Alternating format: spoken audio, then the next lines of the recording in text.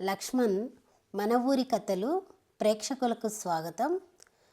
మాఘపురాణంలో మాఘస్నానం చేయడం వలన గంధర్వునికి పులిముఖం పోయి సుందర రూపం రావడం, గురుపుత్రికకు వైధవ్యం తొలగి సుమంగలి అవడం గురించి తెలుసుకున్నాం కదా. అలాగే ఈరోజు గురుద్రోహం చేసిన సుమిత్రునికి వైకుంఠ ప్రాప్తి కలగడం గురించి తెలుసుకుందాం.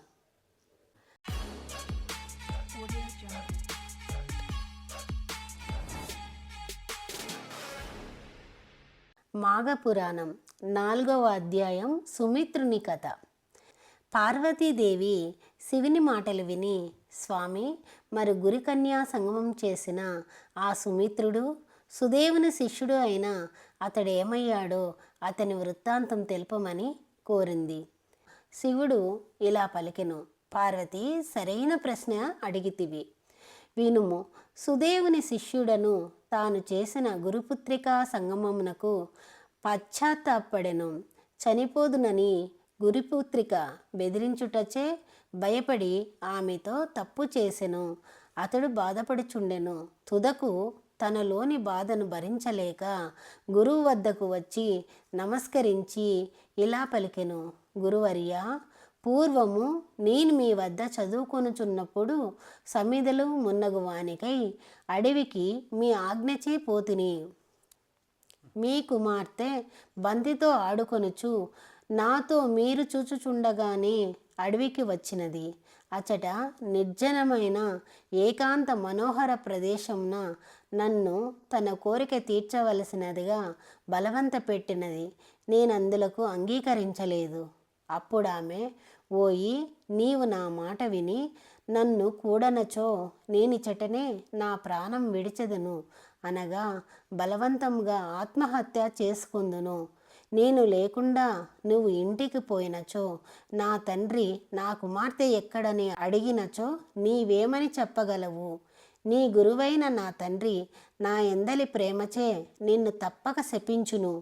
మూఢుడా, ఇప్పటికైనా నన్ను పొంది సుఖించుము. నా కోరిక తీర్చమని అనేక విధములుగా నన్ను నిర్బంధించినది. నేను మీ శాపమునకు భయపడి ఆ అరణ్యమున మీ పుత్రికతో కోరిక తీర్చుకొనిచిని. తరువాత ఈ విషయమును మీకు చెప్పుటకు భయపడి తిని. మీ కుమార్తె చేసిన ద్రోహం వలన నేను పాపం పొంది తిని.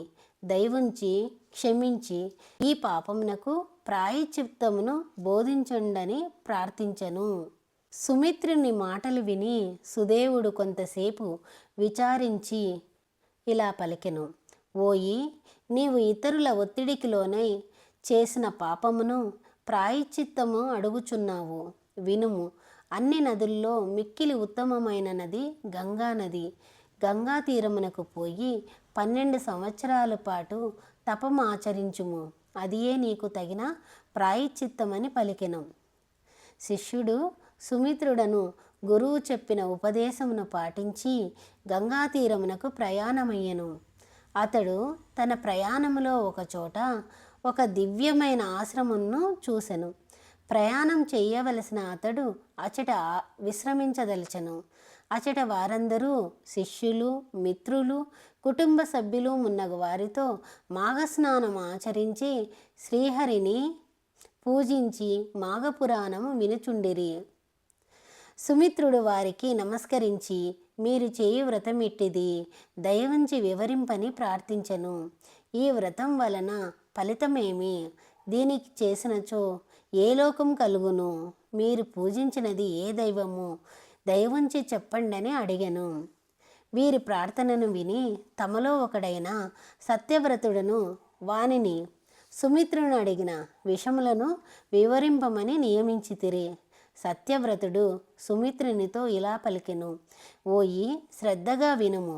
సూర్యుడు మకర రాశిలో ఉండగా మాఘమాసమున ప్రాతకాలంన నది, సరస్సు మున్నగు వానియందు స్నానం చేసిన వారిని శ్రీహరికి ఇష్టపడును. ఇట్లు మాఘమాసమున ప్రాతకాలంన స్నానం చేసి తీరమున శ్రీహరిని అర్చించి శ్రీహరి మహిమను గురించి వివరించే పురాణాలు వినుచు మాఘమాస అంతయు గడిపినచో పుణ్యప్రదమైన వ్రతమగును. మాఘస్నానము మానినవాడు, సత్య శౌచములు విడిచినవాడు, పరులను నిందించువాడు బ్రహ్మహత్య చేసిన వానితో సమానులు. అబద్ధపు సాక్ష్యములు చెప్పినవాడు, దురాచారుడు, శ్రీ సాంగత్యలోలుడు, మాఘమాస స్నానమును మానినవాడు బ్రహ్మహత్య చేసిన వానితో సమానులే కదా. తోటలను కూల్చినవారు, కన్యలను అశ్వములను అమ్మినవాడు, చెరువు గట్టును తెగగొట్టినవారు, పరశ్రీ సాంగత్యము కలవాడు, దేవద్రవ్యములను అపహరించువాడు, తానిచ్చిన దానినే దొంగలించువాడు, మద్యపానలోలుడు, అనిన మాటను తప్పినవాడు, పెద్దలను, దేవతలను, బ్రాహ్మణులను ద్వేషించువాడు, దేవునికి నివేదన చేయని అన్నము తినువాడు, పితృశేషాన్న భోజనుడు, అపవిత్రుల మాటలు వినువాడు, పురాణ శ్రవణములను, వివాహాది శుభకార్యములు పాడు చేయువాడు, తల్లిదండ్రులను ద్వేషించువాడు, వీరందరూ పాపాత్ములే సుమా. మేము చేయుచున్న మాఘమాస వ్రతమును పాటించినచో ఈ పాపపు బుద్ధులు మారి పరిశుద్ధులై పుణ్యములను పొందుదురు. మాఘస్నానం చేసి తీరమున తులసీదళంతో మాధవునిని అర్చించినచో మితిలేని పుణ్యము లభించును. ఈ వ్రతం చేసిన తర్వాత చేసే అన్నదానము శుభఫలప్రదము. ఈ వ్రతము ఆచరించువానికి పునర్జన్మ ఉండదు అని సత్యవ్రతుడు మాఘస్నాన వ్రత ఫలితమును పెక్కు విధములుగా వివరించెను. సుమిత్రుడను వానికి తాను చేసిన పాపమును, గురువు చెప్పిన ప్రాయశ్చిత్తమును వారికి వివరించెను. అప్పుడు వారు మాఘస్నానంను 3 దినములు చేసిన సర్వ పాపములు నశించును. కావున ఈ మాసమునకు ఇంకను 3 దినములే మిగిలి ఉన్నాయి. ఈ 3 దినములు మాఘస్నానము ఆచరించి ప్రాయశ్చిత్తముగా గంగా తీరమున తపము చేయుమని సుమిత్రునకు హితవు పలికిరి. సుమిత్రుడు వారి మాట ప్రకారము మాఘమాసం చివరిలో మిగిలిన 3 దినములు మాఘస్నానం చేసి గంగా తీరమునకు పోయి ప్రాయశ్చిత్త తపమును ప్రారంభించెను. అతడు ఇంద్రియములు అదుపులో ఉంచుకొని శీతోష్ణములను సహించుకుంటూ నిశ్చల చిత్తంతో శ్రీహరిని ధ్యానించుచుండెను. మోక్షదాయకుడైన శ్రీహరిని పీతాంబరునిగా, లక్ష్మీ సమేతునిగా భావించి ధ్యానించుచు మనసు అతనిపై లగ్నం గావించి తపమాచరించెను. నిశ్చలమైన అతని తపము తీవ్రమై వర్ణింపరాని రీతిలో ఉండెను. ఈ విధంగా 12 సంవత్సరాలు గడిచినవి.